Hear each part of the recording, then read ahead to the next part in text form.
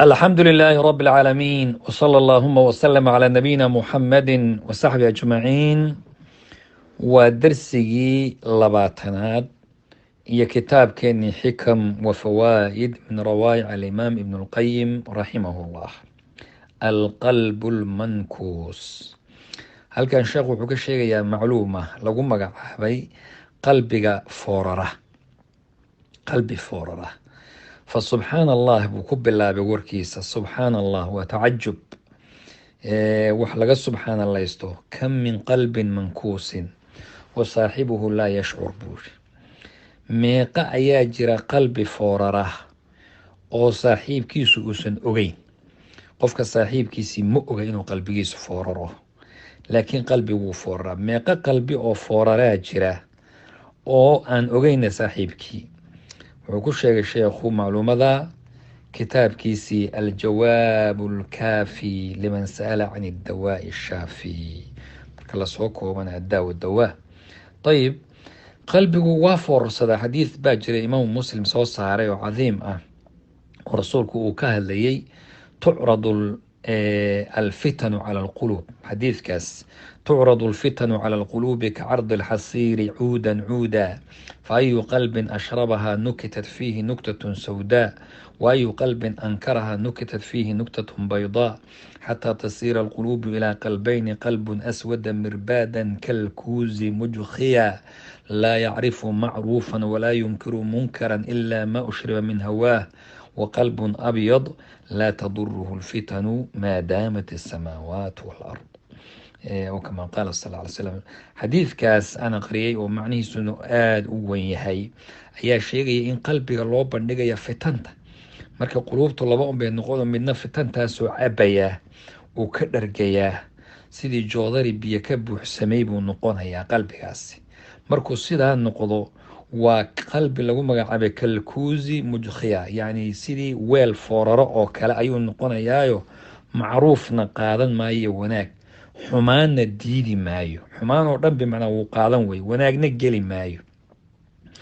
qalbina waa qalbi abyad ah oo cad oo aan wax xumaanihi gelaynin oo laa taduruhu lfitanu maadaamat isama, marnaba fitantu isaga ma gelayso.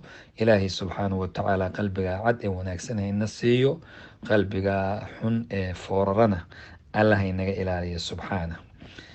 macluumadana kitaabkaasaan sheegnay aljawaab alkaafi ayuu sheekhu ku sheegay. xikmatu shariica.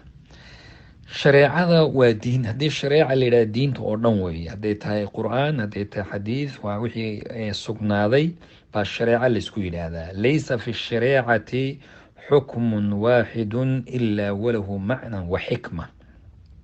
bal u fiirso, shareecada sideedaba ma ku jiro wax aan macni iyo xikmad aan lahayn. ama yacqiluhu man qofkii gartaa wuu garan, ama qofku ka qarsoomaysana way ka qarsoomi. qofna way un ka qarsoomi, qofna wuu fahmayaa. laakiin diintu qeyb xun oo qushuur ah ma leh, qeyb lubi ah. yacnaha dadka qaar baa hadda waxay u qeybiyaan diintii bay laba u qeybiyaan, waxyaabaha iska aan wax weyn ahayn iyo qeyb lubiga iyo dhuuxa ay ku magacaabaan. marka dadka wadaadada iyagoo qaar ku waxeeya oo ku weliba ceebeynayaba waxay yidhaahdaan waxaa weeye culimada magacyo badan bay u sameeyaan. yani waa dadaan diinta fahamsanayn, waxyaaba iska sadxiyaadka yaryar ee kore bay ka raacaan, wax yaryar bay ku dhegan yihiin. dadka wadaadada wadarta sidii loogu ceebeyn jiray, gar baa la xiiriya gar ma la xiirayay, waxay kuleeyihiin maraa surwaal baa la gaabin iyo baa la dheerayn, fulaan weye niqaab baa la xidhan iyo la xidhan. waxaas bay laga yaabaa inay marka way ku ceebinayaan. qolyo dadka diinta ku dhaqmayo ku ceebin baa jira, laakiin iyagu marka u arka diintii waxay u arkaan intaasi in waxyaaba iska liita oo yaryara inay tahay waxa lagu wareegeysanaya. mana aha, diintu male qeyb liidata male. shareecada ilaahay ma jiro xugum ka mida ilaa walahu macnan wa xikma ayuu leeyahay.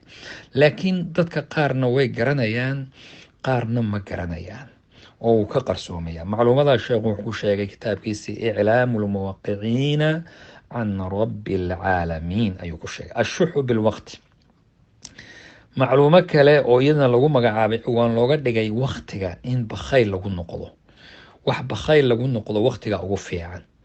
ashuxu bilwaqti huwa cimaaratu lqalbi, yacni waktigaaga inaad ilaaliso ood bakhayl ku noqoto oo meel xun una ku dhammaanin oo hadur una isku noqonin oo saacado dhan aadan meel iska jiifin oo saacado dhan aadan meel iska fadhinin oo saacado dhan aadan internet iyo baalkii ku bixinin oo aadan hawshaas, yani waxa ugu fiican oo la ilaaliyo waxa weye waktiga, waana qalbigu waxa uu ku camirmo. haddii aad ilaaliso waktigaaga, waktiga ilaahay baa kuu barakay wax walba. walidaalika dadka qur-aanka xitaa aqriya waxay yidhaahdaan jus baan ku bilownay ama 2 jus ama 3 jus. waxaan aragnay waagi dambe anagoo maalinkii 10 jus aqrinayna. marka fiiri, waktigiibaa kuu barako, kulama aad sii badiso kulama uu kuu barakoobo oo barakadu ay soo baxda weyaan. marka waktigu waana ra-sumaalka qofku hayste ugu fiican waa waktiga weyaan. marka waktigaaga ka faa'iideyso, wax xunna yuusan ku dayacmin. wax ka badan maanta miidiyaha inuu Facebook iyo YouTube iyo